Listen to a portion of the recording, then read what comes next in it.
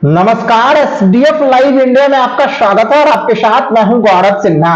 लोकसभा चुनाव के 4 चरणों का मतदान समाप्त होने के बाद आगामी 20 मई को बिहार के मुजफ्फरपुर, सारण, मधुबनी, सीतामढ़ी तथा हाजीपुर में होने वाले मतदान को लेकर सभी प्रशासनिक तैयारियां पूरी कर ली गई है।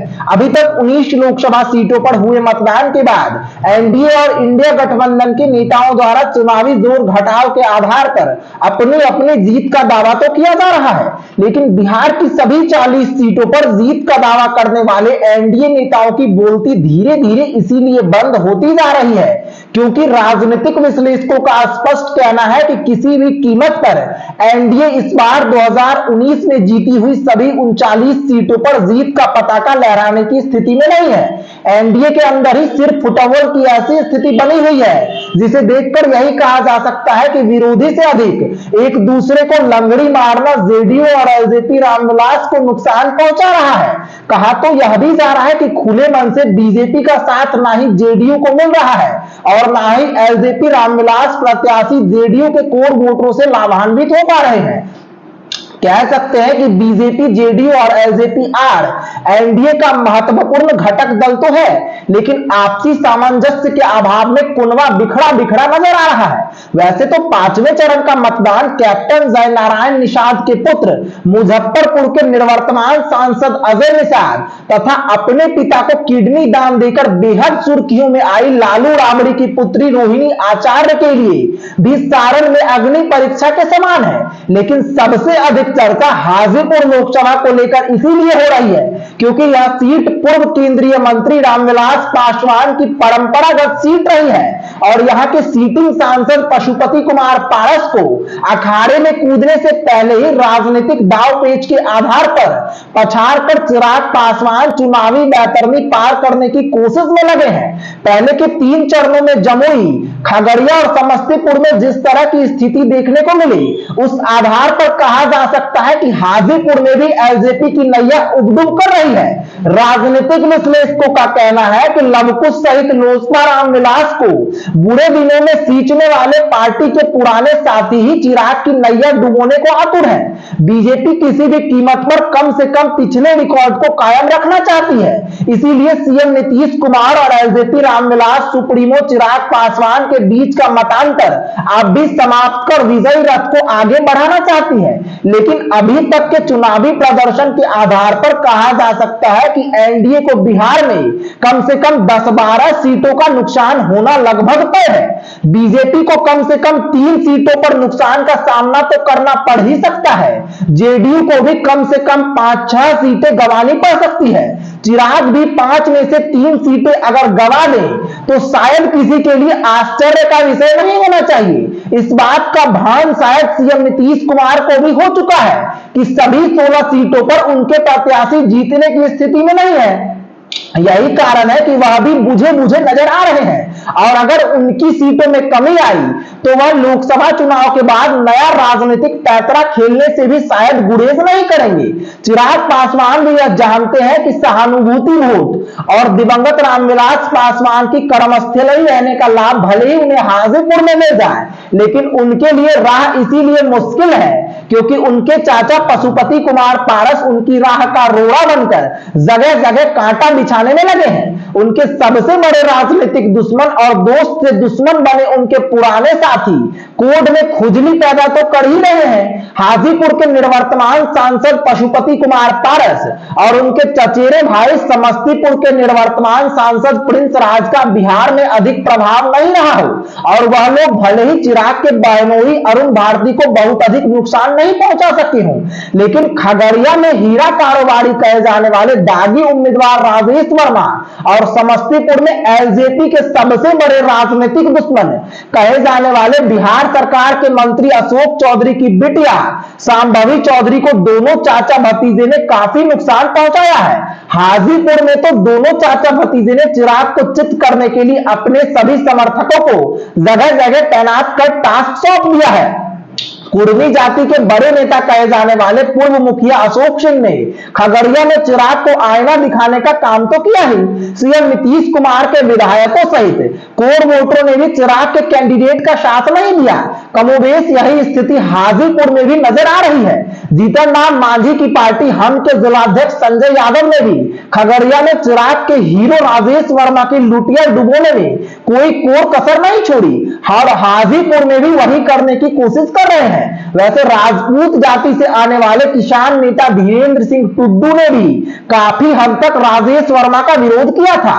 राजनीतिक विश्लेषकों का कहना है कि यह बात सही है कि 2020 के विधानसभा चुनाव में जेडीयू का करारा विरोध कर और बिहार फर्स्ट बिहारी फर्स्ट का नारा गढ़कर चिराग ने अपने पुराने साथियों के दम पर बिहार में अपनी राजनीतिक कद बढ़ाया।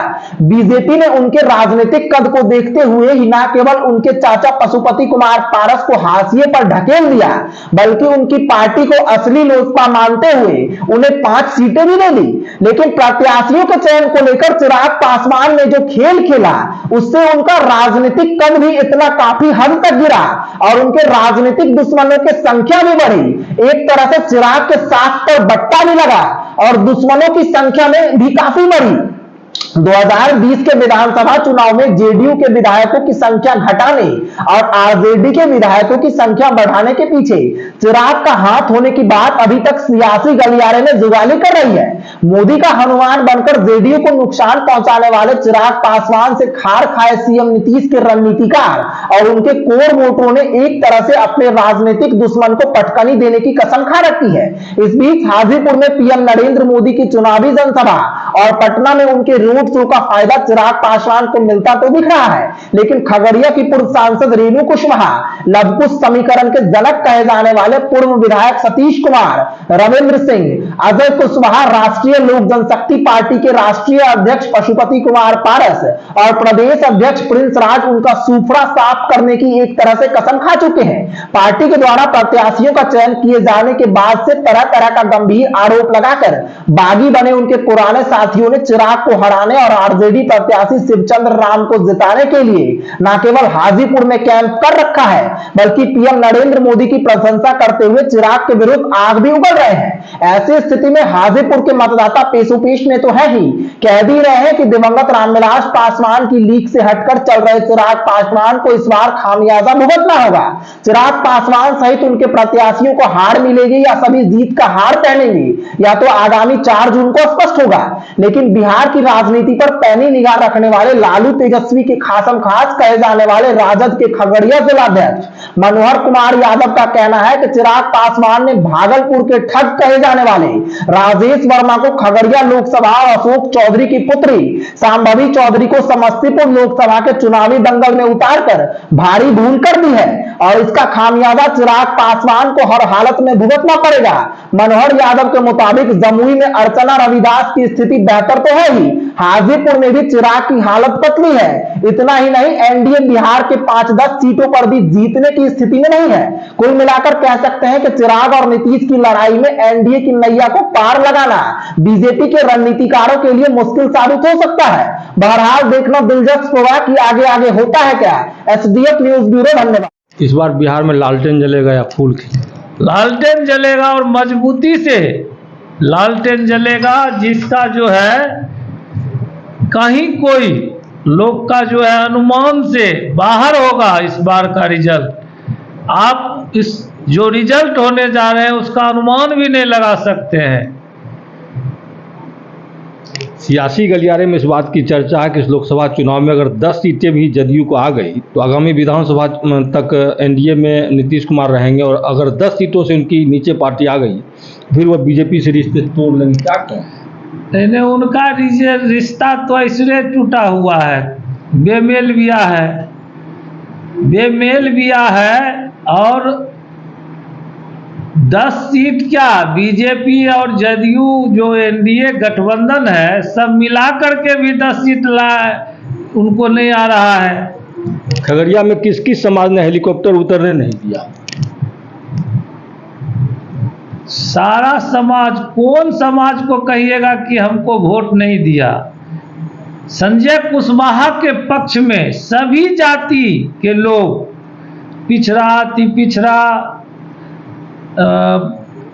दलित, महादलित, स्वर्ण, सब लोग वोट दिया है संजय कुशवाहा को। खगड़िया के बेटा को सबने गले लगाया है, अल्पसंख्यक समाज सब लोग लगाया है। कोई ऐसा समाज नहीं है, हो सकता है कुछ में ज़्यादा कुछ में कम, लेकिन सब लोग संजय कुशवाहा को गला लगाया है, अपने बेटे को गले लगा करके जो है आशीर्वाद दिया है। और यहाँ खगड़िया में ही नहीं, हेलीकॉप्टर तो बिहार के 5 जगह क्रैश कर गया है। हेलीकॉप्टर का जो है ऊपरे में जो है ब्लास्ट कर गया है। सीएम नीतीश कुमार के विधायकों और पूर्व विधायकों सहित अन्य जदयू के नेताओं ने भी सीपीआई उम्मीदवार संजय कुशवाहा का परोक्ष रूप से समर्थन किया। क्या कहें? बिल्कुल सही। लोग जहां मान सम्मान नहीं मिलता है, जहां आप राजनीति को व्यापार बना दीजिएगा, टिकट जो है एक ऐसे लोग के हाथ में थमा दीजिएगा जिसको राजनीति का ABCD नहीं जानकारी हो, लोकसभा क्षेत्र का, गांव का, ग्राम का, ब्लॉक का जानकारी नहीं हो, जिसको जनता से कोई लेना देना नहीं रहा हो, जिसको जनता के दुख दर्द में क्या होता है ये जानकारी नहीं हुआ हो, वैसे लोग के साथ कौन अपना जो है दामन को दाग लगाएगा। खगड़िया में हीरा कारोबारी का हेलीकॉप्टर उतरेगा या फकीर कहे जाने वाले संजय कुशवाहा उन पर भारी पड़ेंगे? देखिए, हीरा कारोबारी जिसको कहते हैं वो तो ओरिजिनल हीरा कारोबारी है नहीं, वो नकली जो है कांच को हीरा बना के बेचने वाले लोग हैं, ठगी करने वाले लोग हैं और गुंडा बैंक चला करके गरीब, हजारों गरीब को जो है शोषण और लूटने वाले लोग हैं। उनका जो है दुकान बंद हो गया।